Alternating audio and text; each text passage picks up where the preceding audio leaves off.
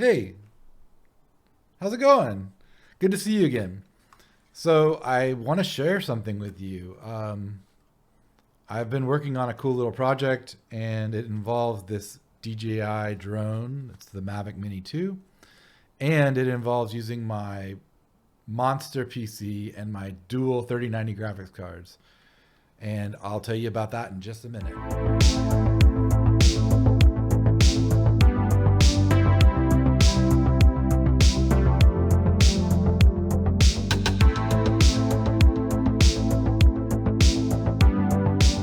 So, this is kind of where I live in San Francisco.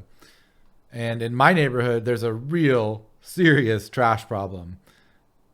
Trash like litter trash, like illegal dumping trash, construction debris, garbage bags full of trash left on the street corners, left in the street, abandoned.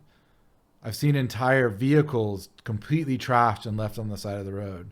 I even once saw humongous blocks of rock abandoned on the side of the road. I'm not even sure how the city keeps up with this, but they do.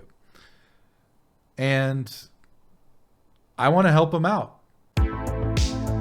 Okay, so I got this brilliant idea to use my drone to capture images of littering spots and then report them to the city through the 311 API. 311 is a service that's offered by the city. There is a mobile app, there's a website, there's also an API. It's a service that allows anyone or a citizen or anyone that's registered on the app to report a lot of different kinds of problems, noise complaints, littering, illegal parking, etc. It's basically a way to report a lot of like low-level crimes to the city. Some of it they use for information. Other things like littering or illegal dumping, they actually send out the Department of Public Works to clean up. I thought it was a really good idea to use an aerial drone because there are no obstacles really. In San Francisco, once you get above a certain height, unless you're like in the downtown Soma area, in other areas of San Francisco, there just isn't anything above a certain height, and it's not really that high up. So I wanted to use an off-the-shelf model to recognize litter, and I found some off-the-shelf models that can recognize litter.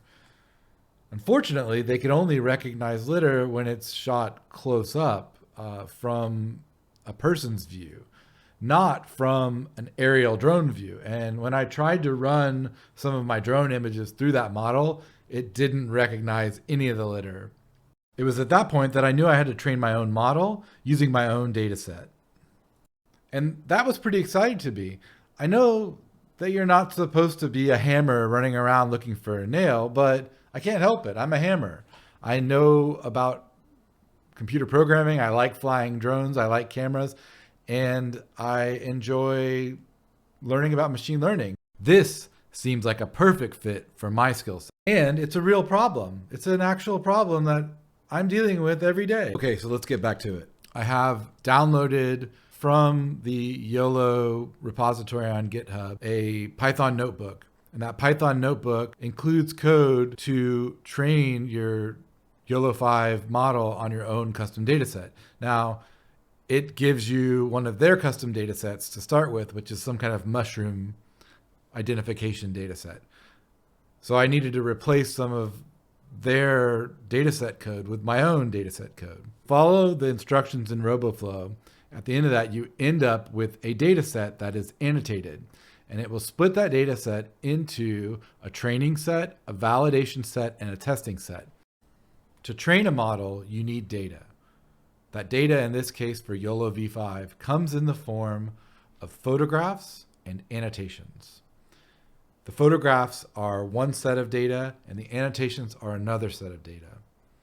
I've collected the photographs by flying my drone around my neighborhood and collecting photos of areas where there is litter and areas where there is not litter.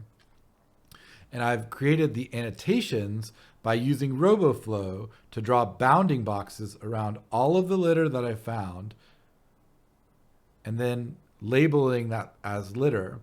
And then indicating in photographs where there is no litter that there is no litter. Once I've done that, I have a data set that I can train a model on, and RoboFlow will help me to set that model up so I can use it with YOLO v5. My script downloads the images and the annotations. It then triggers a Python command to start training the model, and then outputs to the screen what's going on with the training session. And you can see that here. Boom. Model architecture. The architecture of a model is a description of the different layers of the model and how they're connected together. Okay, back to the run through of the training session. Next, the script runs a training command, which iterates over those images that I provided with annotations, running those images through the entire model, checking the outputs against the labels that I provided, and deciding how it needs to tweak the weights. There is a function that determines how the weights need to be adjusted, and that uses something I think called gradient descent. As it goes through each epoch, as it goes through each image, it's retraining the model and each layer of the neural network to try to get better results. This takes about an hour to finish, and when it's done, the script will save the model weights to a file, to a couple files. It'll have the last run and the model weights of the best epoch that it found. Once you've saved those weights, you can then use those weights to detect on a test image whether there's garbage there or not. This is the outcome. So you can see here, I put in a test image that the model's never seen, and it's identified that there's some garbage in the truck bed of this truck. Here you can see that it didn't find any garbage. And here you can see it found a little garbage pile on the corner. And here you can see it didn't identify any garbage.